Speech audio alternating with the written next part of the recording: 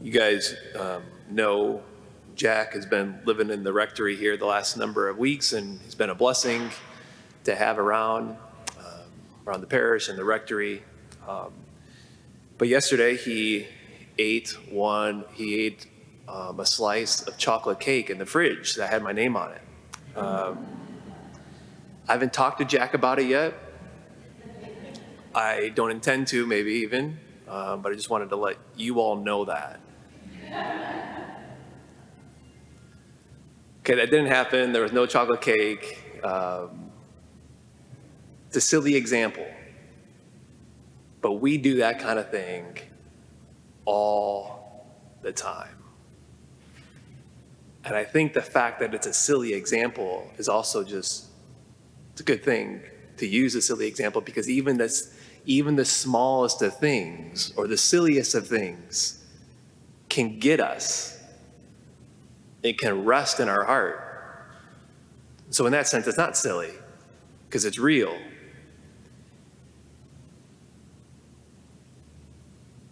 Our gospel is known sometimes as the Matthew 18 principle, the process that Jesus lays out. There's a lot of things to this gospel. Right now, if you notice, the daily readings are matching up to the Sunday track, and so now we're getting further and further spaced out because the days are closer than when the Sundays hit. So this gospel now, I think, will show up in 4 or 5 weeks from now. So we'll say more about it then. But just maybe one note right now is to note that this Matthew 18 principle, the process, how it protects the guilty.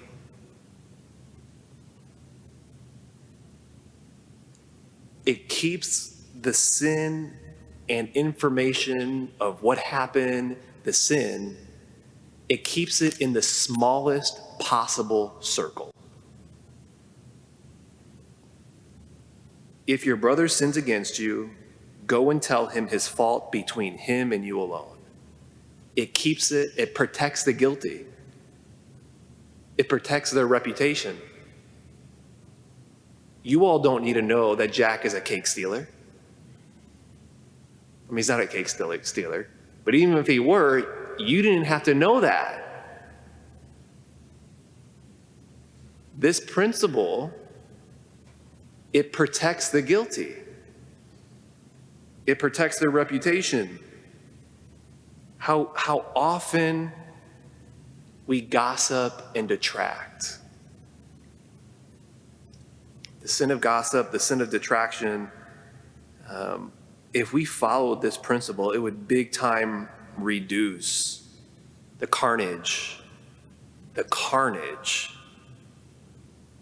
that's left from gossip and detraction. But just note that it takes a lot of courage, I think, to do this. If your brother sins against you, go and tell him his fault. There's so many deep layers of this, and that's just the first line of this process, of the Matthew 18 principle. There's so many things that get in the way of that: false tolerance, escapism. Let us. We tend to do it all the time. But let us guard against it. Let us bring our hearts even to the Lord here. Maybe he's putting something on our heart even right now of like, hey, in this or that, or this tendency to do it. We just want to bring that to Jesus. Be open, honest, and vulnerable to him and with him, and to move forward in following the Matthew 18 principle of which Jesus lays out for us.